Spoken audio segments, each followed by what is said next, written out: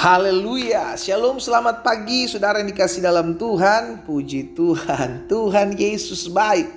Kita ada di hari ke-7 di tahun berjalan tahun 2022 ini. Semua karena kasih setia Tuhan, semua karena anugerah Tuhan dalam kehidupan kita. Berarti seminggu sudah Tuhan menyertai kita, seminggu sudah Tuhan menolong kita, seminggu sudah Tuhan membimbing dan menuntun kita di tahun 2022. Masih ada hari-hari ke depan di tahun 2022 yang kita tidak tahu apa yang kita hadapi, tapi kita percaya hidup kita ada dalam kasih setia Tuhan. Hidup kita ada dalam pemeliharaan Tuhan yang ajaib. Hidup kita ditolong Tuhan. Hidup kita ada dalam berkat dan pemeliharaan Tuhan yang ajaib. Katakan amin. Haleluya. Saudara dikasih dalam Tuhan, melalui program Bible and Coffee ini saya mengajak setiap umat Tuhan untuk memulai hari bersama dengan Tuhan.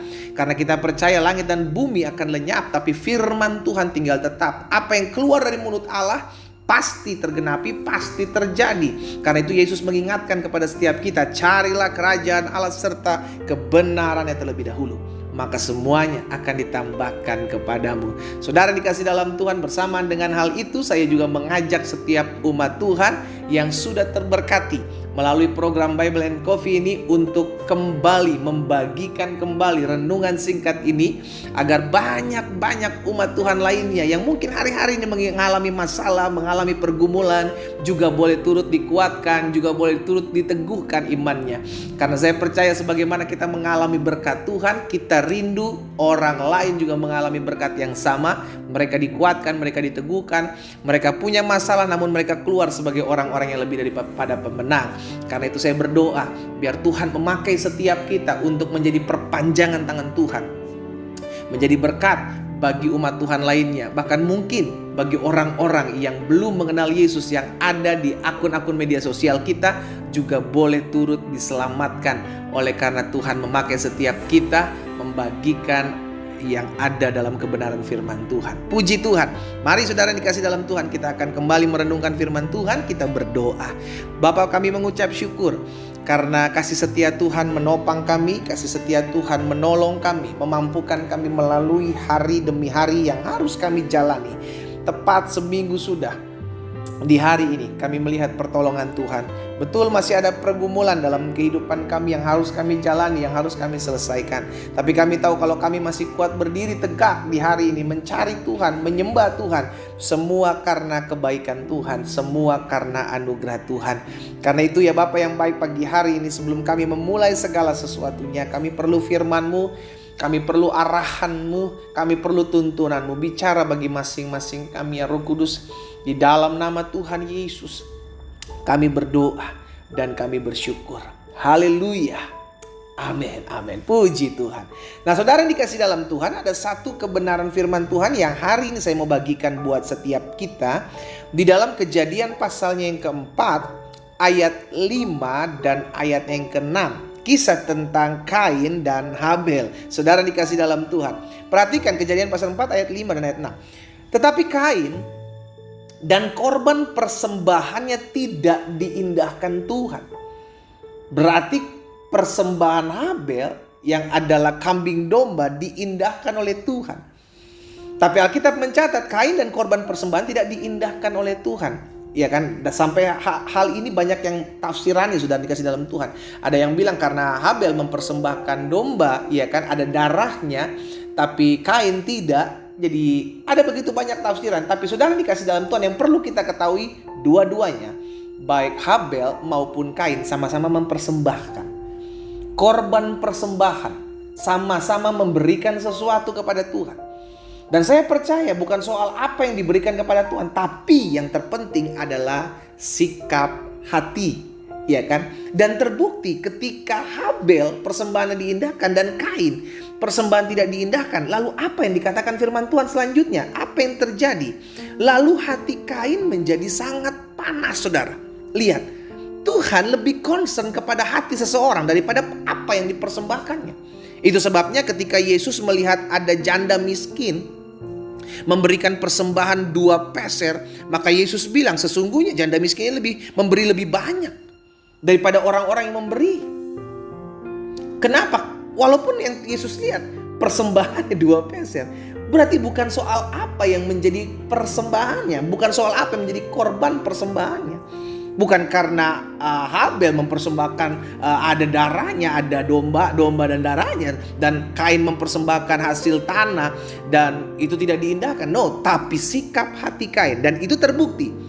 Dan Alkitab mencatat ketika Kain dan korban persembahan tidak diindahkan Tuhan, hati Kain menjadi sangat panas. Oh, kalau memang dasarnya memang Kain orangnya ya, is okay lah. Kalau Tuhan gak mau mengindahkan gak apa-apa. Yang penting saya sudah memberikan korban. Maka dia asik-asik aja. Tapi kenyataannya Tuhan tahu. Dan Tuhan buktikan bahwa benar hati Kain ini belum betul. Itu sebabnya sudah dikasih dalam Tuhan. Alkitab mencatat hati Kain menjadi sangat panas. Mukanya muram. Ayat selanjutnya firman Tuhan bilang begini. Mengapa hatimu panas dan mukamu muram? Saudara dikasih dalam Tuhan, apa yang kita persembahkan, apa yang kita berikan, itu Tuhan hargai. Saya percaya Tuhan menghargai setiap korban persembahan kita. Tapi terlebih dahulu Tuhan mau lihat hati kita. Apa maksudnya? Sikap kita dalam kita memberikan korban persembahan, dalam kita memberi, dalam kita menolong orang, dalam kita membantu sesama. Tuhan tuh ngebaca itu bukan saja apa yang kita lakukan, tapi apa yang menjadi dasar yang kita lakukan. Apa yang menjadi sikap hati kita. Kalau kita memberi sesuatu berharap pujian, kalau kita memberi sesuatu berharap orang lain membalas apa yang kita tabur, sudah dikasih dalam Tuhan, itu kebaca sama Tuhan. Tuhan tahu. Itu sebabnya saudara dikasih dalam Tuhan, Tuhan tegur hati Kain. Kenapa hatimu panas dan mukamu muram?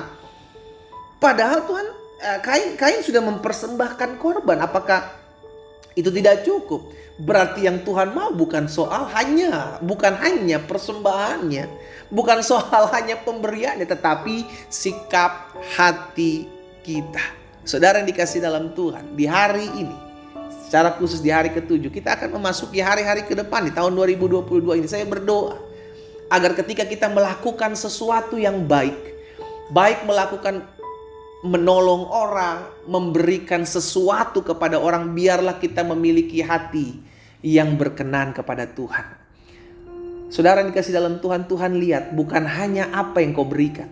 Tuhan hargai setiap pemberian saudara dan saya. Tapi Tuhan lihat sikap hatimu. Dan itu yang tidak dilihat oleh manusia, itu yang Tuhan lihat. Apa yang menjadi sikap hatimu ketika engkau memberikan sesuatu? Apa yang menjadi sikap hatimu ketika engkau menolong orang, membantu sesama? Dan itu yang Tuhan lihat. Dan itu yang akan dinilai oleh Tuhan. Manusia menilai apa yang ada di depan. Manusia menghargai apa yang kita berikan. Tapi kalau sikap hati kita di hadapan Tuhan gak benar, maka itu bukan menjadi persembahan yang benar. Makanya Tuhan Yesus dalam masa pelayanan dia menegur ahli-ahli Taurat, orang-orang Farisi yang hanya pengen dilihat orang, kewajiban agama yang hanya ingin dilihat orang. Tuhan tahu loh sampai kedalaman hati kita, saudara. Itu sebabnya hati-hati sekali. Hati-hati sekali. Lebih baik kita periksa dulu hati kita sebelum kita lakukan sesuatu. Apakah saya memiliki motivasi yang tidak benar ketika saya menabur? Apakah saya memiliki motivasi yang tidak berkenan kepada Tuhan ketika saya lakukan sesuatu?